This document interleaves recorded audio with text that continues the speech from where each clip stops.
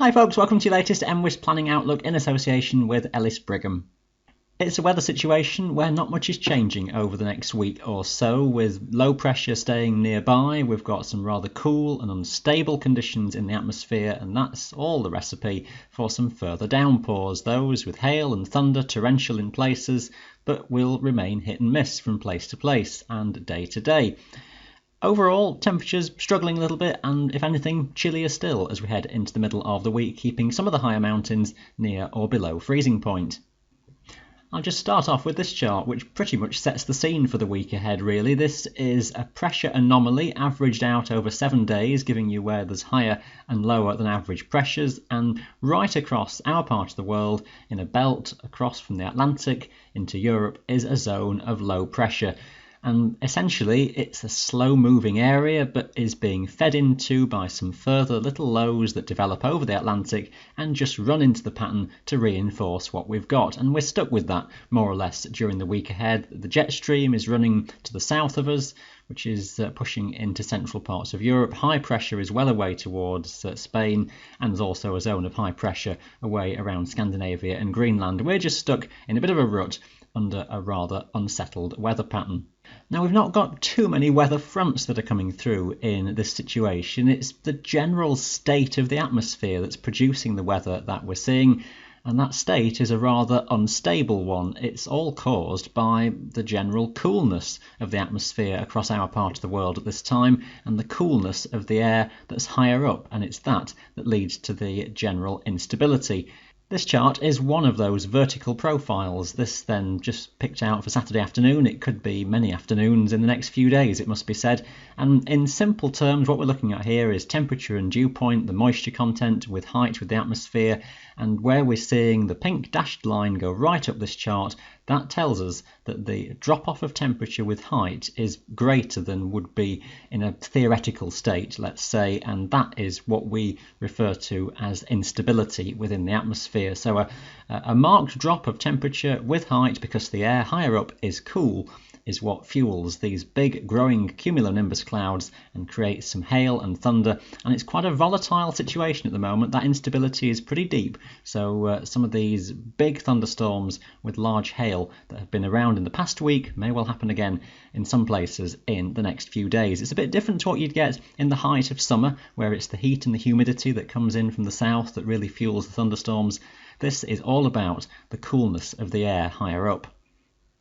So with all that in mind, let's have a look at the charts for the next few days, and there will be subtleties day to day. There are some bits of fronts that come through the mix, but a lot of the heavier downpours is all to do with these showers. They'll form into little clusters and bands where there's local subtleties within the wind field, either as a result of coastal sea breeze effects, or even just the general pressure pattern itself, where there's local zones of convergence. It's all quite a subtle mix that's going on at the moment. Saturday sees a front pushing northwards, that weakening a little bit, but then the footprint of that moisture will just kick off some further heavy downpours into Pennine areas and possibly the Lake District onwards through the afternoon. Some of those bursts of rain too around Dumfries and Galloway. Further north into the Highlands, 1 or 2 local pop-up heavy showers, typically a bit more scattered, but they'll move around slowly here. The far north of Scotland typically escaping the driest, and that will be a regular theme as well in the days ahead.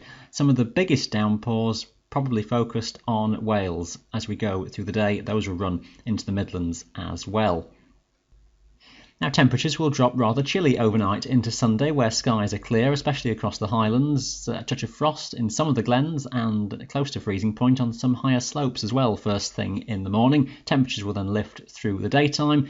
For the Highlands, at least, it's a similar situation where it's spotty showers. We'll move around slowly, locally clustering for an hour or so by the afternoon, and the odd heavy downpour then is still possible. The focus of the most widespread heavy thundery downpours is across England and Wales. Again, quite a volatile atmosphere in place, so some torrential thunderstorms in places, but will stay in a very hit and miss situation here.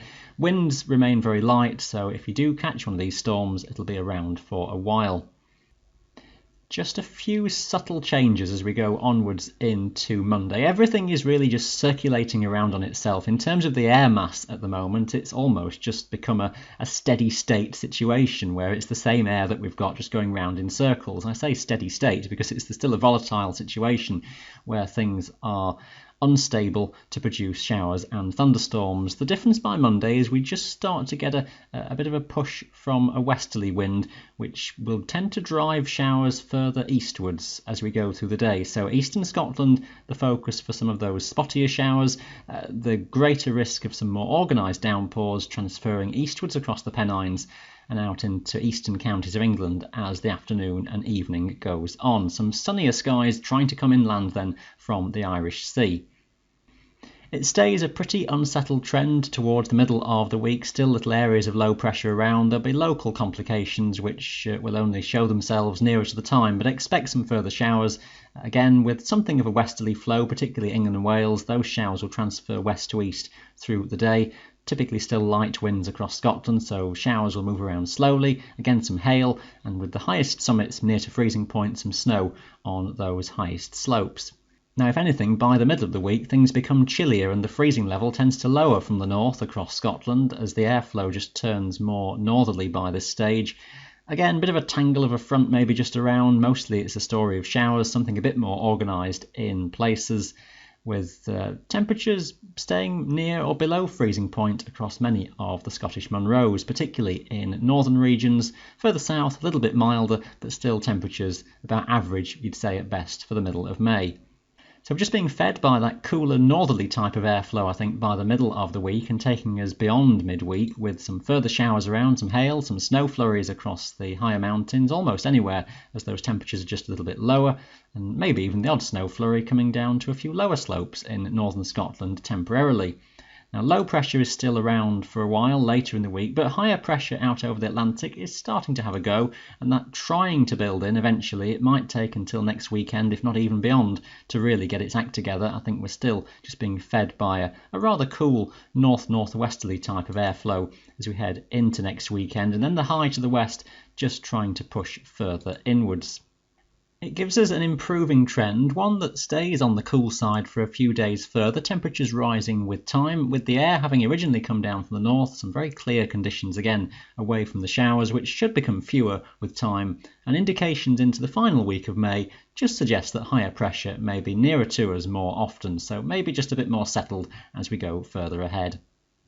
You can stay up to date with us every day on the MWis website for all your local forecasts. That's been your Friday Planning Outlook in association with Ellis Brigham. Thanks for watching. Bye for now.